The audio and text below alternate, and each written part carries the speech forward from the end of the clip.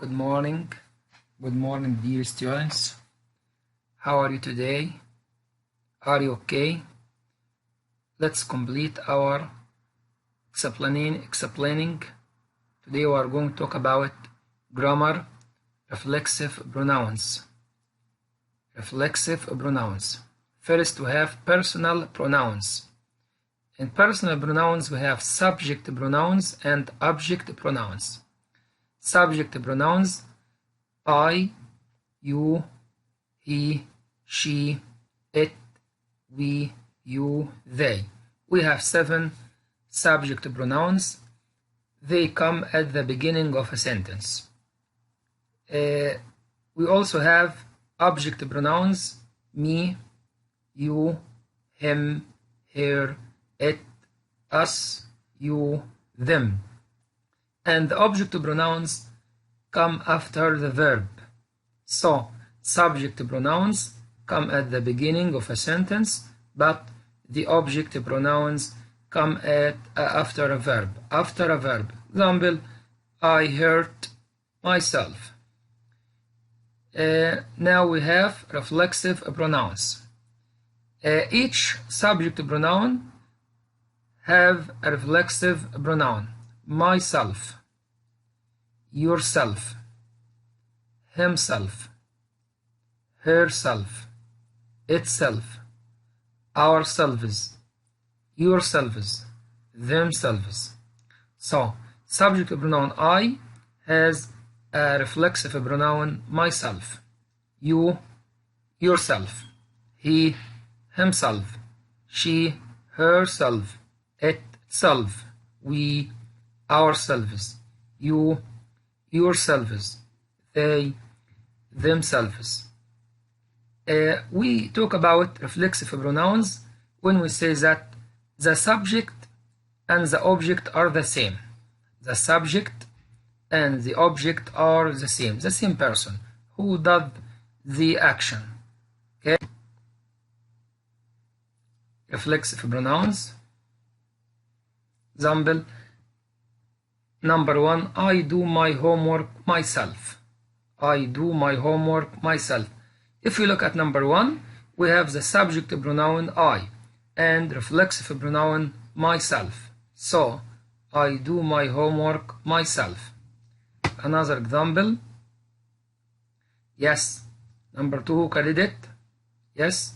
She writes poetry by herself. She writes poetry by herself. If we look at number 2, the subject is she and the reflexive pronoun is herself. Okay, number 3, we washed the dishes by ourselves. We washed the dishes by ourselves. The subject pronoun is we and reflexive pronoun ourselves. You can use by before a reflexive pronoun, or you cannot use it or omit it. We washed the dishes by ourselves. Another example: the cat feeds itself. The cat feeds itself. So the subject here is the cat and the reflexive pronoun itself. The cat feeds itself. Okay. As we said, we use reflexive pronouns as objects of verbs. As objects of verbs when the subject and the object of the verb are the same. So, we use reflexive pronouns as objects of verbs when the subject and the object of the verb are the same. Example: I bought myself an expensive pair of shoes. I bought myself an expensive pair of shoes. We also can use reflexive pronouns after certain verbs with prepositions: talk about or talk to, take care of, say to, and so on. Example: he never talks about himself.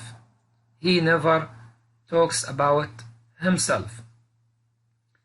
The reflexive pronouns myself, yourself, himself, herself, itself, ourselves, yourselves, themselves.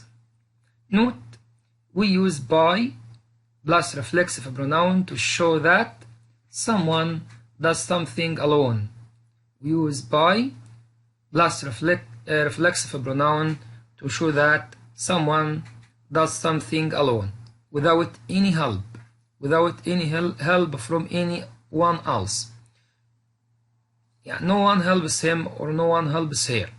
I always pack my suitcase by myself. I always pack my suitcase by myself. So now we talked about reflexive pronouns. Let's answer some questions. Okay, number 1. The saucepan was very hot and Suzanne burned it. So Suzanne burned it. What is the subject? Suzanne. So reflexive pronoun should be what? Yes, Suzanne is a girl, should be herself.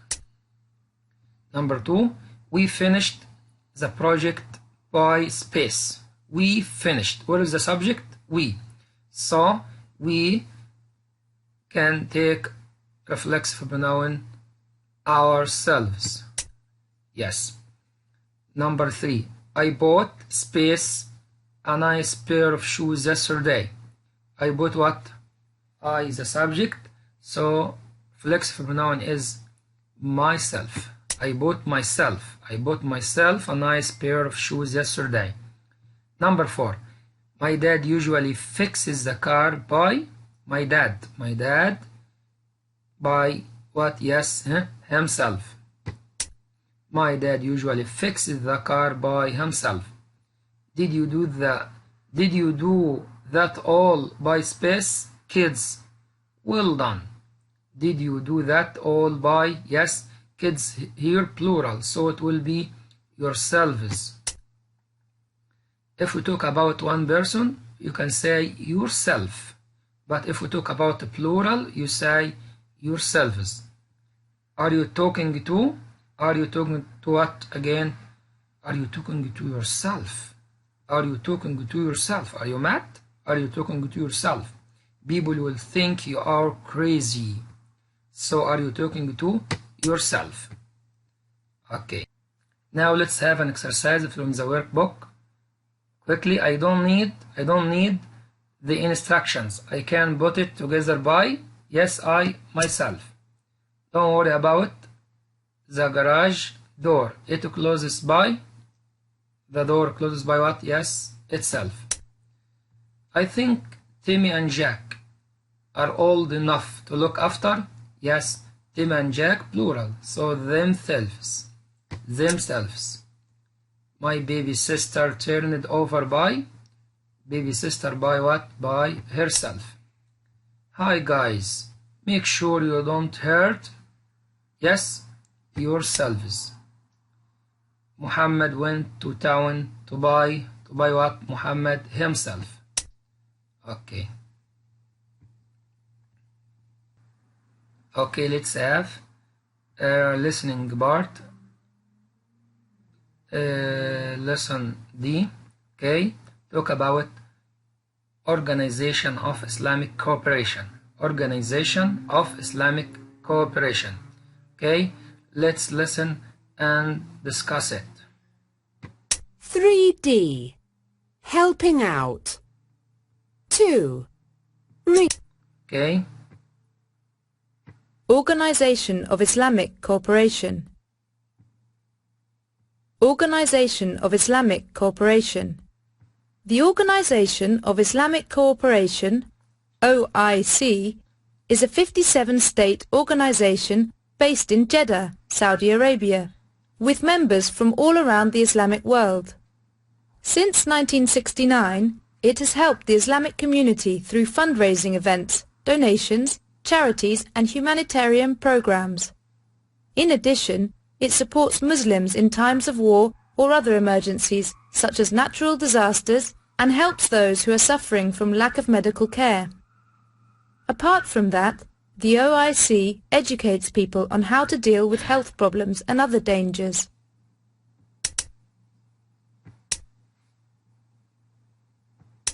In the countries of the Horn of Africa, such as Somalia and Kenya, more than 12 million people are affected by lack of food and water, as well as serious illnesses.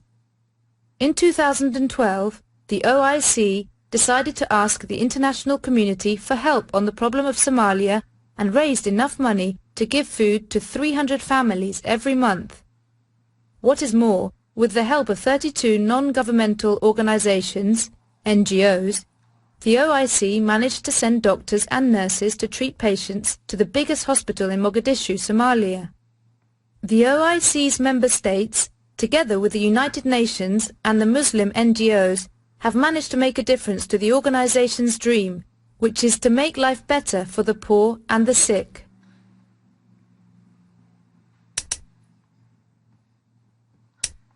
Okay, second part.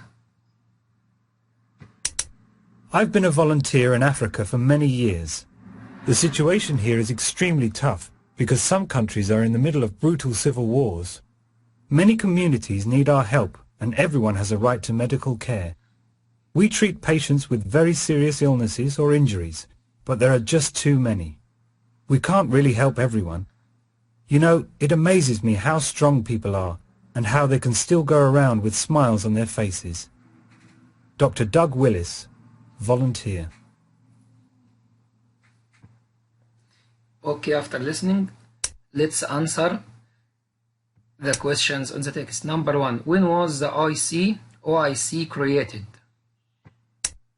Yes, in 1969.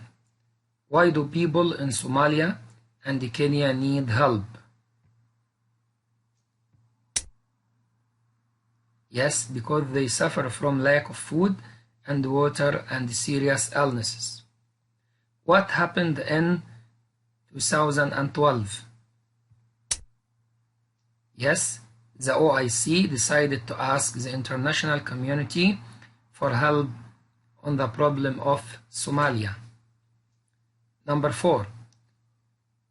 What other organizations have the OIC worked with? Then, the United Nations and the Muslims NGOs. Who is Doug Wells? A volunteer doctor. A volunteer doctor. Question number 6. Where has Dr. Doug Wells seen civil wars? In some countries in Africa. Why can't Dr. Doug Wells and his colleagues help all the people who are in need? Yes, because there are too many patients. Okay, this is the end of our lesson today. Thank you for watching. Please study hard. Goodbye.